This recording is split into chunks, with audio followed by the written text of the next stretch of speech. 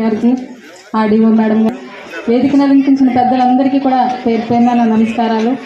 ఈ కార్యక్రమానికి ఇచ్చేసినటువంటి పేరెంట్స్ అందరికీ కూడా నా నమస్కారాలు తెలియజేస్తూ, ఈరోజు పిల్లల్ని, మాస్టర్స్ని, పేరెంట్స్ని, ఒక రాజకీయ నాయకులు అందరినీ కోఆర్డినేట్ చేస్తూ ఎంతో చక్కటి కార్యక్రమం ఈరోజు మన గవర్నమెంట్ ప్రవేశపెట్టిందండి.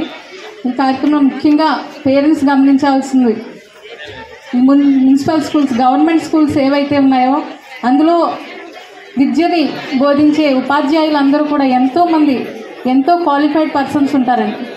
గవర్నమెంట్ ఎంతోమంది ఆణిముత్యాలని ఫిల్టర్ చేసి ఒక ఉన్నతమైన మంచి విద్యావంతులనే ఒక ఉపాధ్యాయులుగా నియమిస్తూ ఉంటారు. అది కాకుండా ప్రైవేట్ స్కూల్ని ఎంకరేజ్ చేసి చిన్న చిన్న పిల్లలు క్లాసెస్ చెప్తూ ఉంటారు, వాళ్ళకి ఏమీ తెలియదు. ఈ ఉపాధ్యాయులు ఏముందంటే ఒక చదువు విషయంలోనే కాదు, వాళ్ళ జీవితంలో ఏ విధంగా ముందుకు వెళ్ళాలి, ఆ విద్యార్థి యొక్క భవిష్యత్తు ముందు వాడు ఏ విధంగా ప్రజల్లో ముందుకు వెళ్తాడు అనే ముఖ్య ఉద్దేశంతో వాళ్ళు విద్యని అందిస్తూ ఉంటారు. అందుకు కానీ పేరెంట్స్ అందరూ ముందుగా గమనించాల్సింది, విద్య ఎక్కడ చెప్తున్నాం, గవర్నమెంట్ స్కూల్, ప్రైవేట్ స్కూల్ అయితే గొప్ప విషయం కాదండి. గవర్నమెంట్ స్కూల్లో మంచి విద్యను అందిస్తారు. మీరు స్కూల్ నుంచి పిల్లలు వచ్చిన తర్వాత వాళ్ళకి కొంచెం సమయం కేటాయించి వాళ్ళకి విద్య నేర్పినట్టయితే టాపర్స్ అందరూ కూడా ఈ స్కూల్స్ నుంచే బయటకు వస్తారని తెలియజేస్తూ ఉన్నాను. ఇక్కడ ఈ రత్నంపేట హై స్కూల్ చాలా పేరు ప్రఖ్యాతి కండి.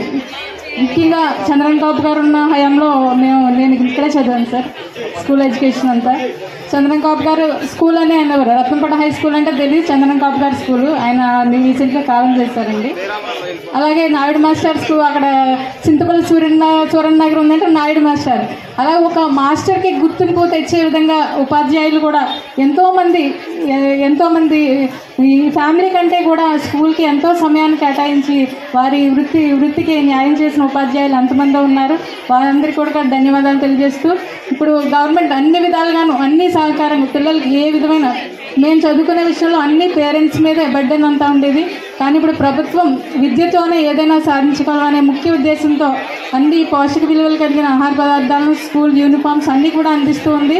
అవన్నీ కూడా సద్వినియోగపరుచుకుని పిల్లలు చక్కగా చదువుకుని ఎంతో మంచి భవిష్యత్తుని కలిగి ఉంటారని మరి మంత్రి గారు అందరికీ సహాయంగా ఉంటారు. ఈ విద్య విషయంలో ఆయన చాలా మందికి డొనేషన్స్ ఇచ్చి ఆయన చదివిస్తూ ఉన్నారు.